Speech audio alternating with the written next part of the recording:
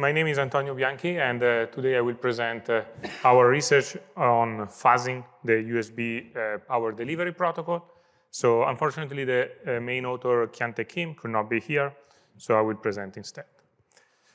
So I guess we all know USB-C.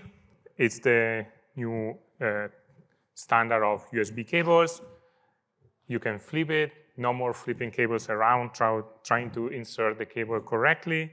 And it's also very versatile. In fact, it supports transferring USB data, videos, but also power supply and transmitting power.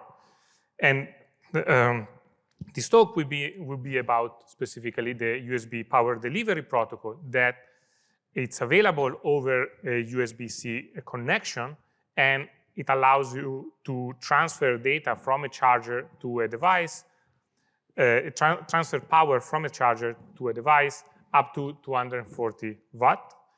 And if we look a little bit more deeply into this protocol, we can see that it's kind of a complex protocol that supports power negotiation, in which a power source negotiates with a power sink the voltage and the current they want to exchange. And it even supports other functionality, such as firmware update and vendor-defined messages. So it's a complex protocol, and so for this reason, we wanted to start fuzzing it and try to see if there are issues in the devices implementing it.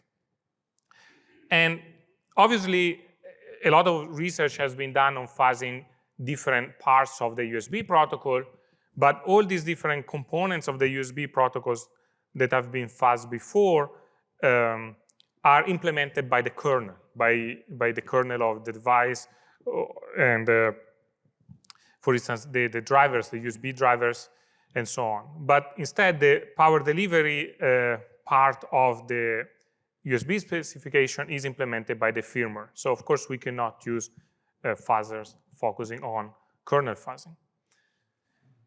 So of course, to kind of study the USB power delivery protocol and to fuzz it, our goal was to build a USB power delivery fuzzer. And in this picture, you can see our general setup. We have a laptop that it works as a hardware fuzzer connected through a USB-C cable to different devices supporting the USBPD protocol. And of course, you have chargers, but you also have other devices such as smartphones or USB hubs. And so there are a few challenges here in implementing such a fuzzer. First of all, so USBPD is a stateful protocol. So we need to implement kind of a state-aware fuzzer. And so we need to build a state machine that allows us to kind of guide our fuzzer. Unfortunately, we cannot directly get the state machine from the specification, because what you get from the specification is something like this that contains a lot of transactions that are not really controlled by the device, by device inputs, but they are kind of related to interrupts and other things that we are not interested in. So we cannot directly use this state machine from the specification. And the other thing that adds quite a lot of complication to our fuzzer is the fact that a USBPD device can act both as a source of power and as a sink of power. And there are devices acting as both. So for instance, the classical situation is that you have a USBPD charger that is the source of power, and then it is connected to a smartphone that is the sink of power. But the same smartphone could potentially also be a source of power if you connect it to, like, for instance, a speaker, a USB speaker. And so the same device can act both as a source and as a sink. And so we want our fuzzer to be able to test both roles. And so our fuzzer needs to act as well both as a source and as a sink of power. Okay. And so as a solution to all of this, we base our fuzzer on a state machine that we built that we call a dual-role state machine that supports both roles. So how did we build this state machine? We analyzed the specification, and we focus on what we call functional sequences. So these are sequences of messages that allows the protocol and the tested device to move from one state to another state. And in addition, we identify a special sequence, in a sense, that is the role swap sequence that makes a device going from a sync role to a source role and the other way around. So for instance, here we have our fuzzer acting as a source, tested device acting as a sync. After the fuzzer sends the role swap sequence, then the fuzzer will be a sink of power and the tested device will be a source of power. And so by combining all this information, we create what we call a dual role state machine, in which you have different states and in which you have different functional sequences that we can use to move from one state to another, and a special sequence to move from one role to another role. And of course, it's important to note that while the fuzzer is a source, then the tested device will be a sink, and then when the fuzzer becomes a sink, the tested device will be a source of power. Okay, so we use this state machine to guide our fuzzing, to guide our exploration. And of course, our goal is to maximize state coverage, to maximize the amount of states that we are able to explore in the tested device. And so this is kind of our first heuristic guiding our mutations. And then we have other mutations that are instead intrastate, in which we want to modify the single messages we use to communicate with the device. And so to do this, we start from test cases from the official USB power delivery test suite, and we get values from these test cases. And then every once in a while, we mutate them to potentially try to trigger some unexpected behavior. So here I have kind of a end-to-end example in which, let's say that we want to fuzz a device and we want to move it from state A to state X. So we execute the functional sequence, the list of messages that brings the tested device, the target device, from state A to state X. And then we move on from, maybe we want to go from state X to state Y.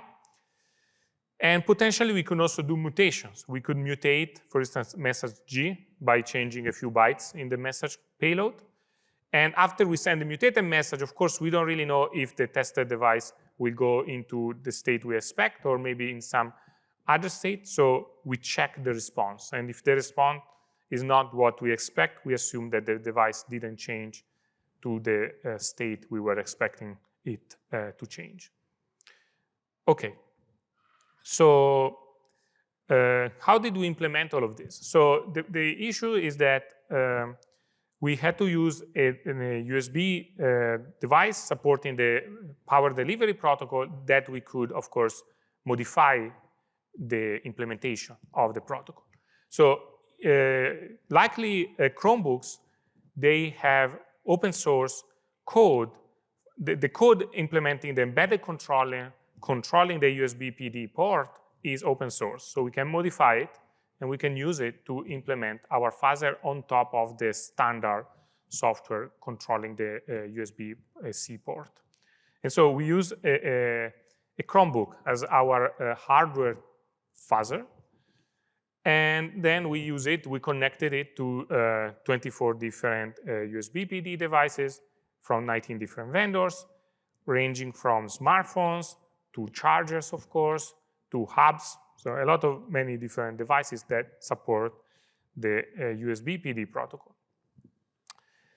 And so first of all, we wanted to test achieved code coverage. And again, to test code coverage, you need to be able to kind of instrument the code you are testing. And so again, we exploited the fact that for these two models of Chromebooks, we could modify the source code and we could add some instrumentation that allows us to keep track of the code coverage. And here the interesting part is that if we do, so on the left, we have the code coverage achieved by our FUZZPD fuzzer. And here we have the code coverage achieved just by implementing a state machine based on a single role. So this shows that having a state machine supporting both roles is helpful. And this is the standard USBPD test suite. So basically, our fuzzer is able to achieve kind of 2 times the code coverage of the standard USB power delivery test suite. And so in terms of bugs, we found 37 bugs that we categorized into 15 types. And so there are a few more details in the paper. I will just go through two case studies. So as I mentioned at the very beginning, USBPD supports power negotiation. And the way in which it works is that a device is going to say, OK, I can give you 30 volt, 5 volt, and 10 volt. So it provides some options, in this case, 3 options. And the sink is going to say, OK, I want option 2. And then the source is going to accept and provide this power. So what we found in some devices is that, suppose that the source suggests 3 options.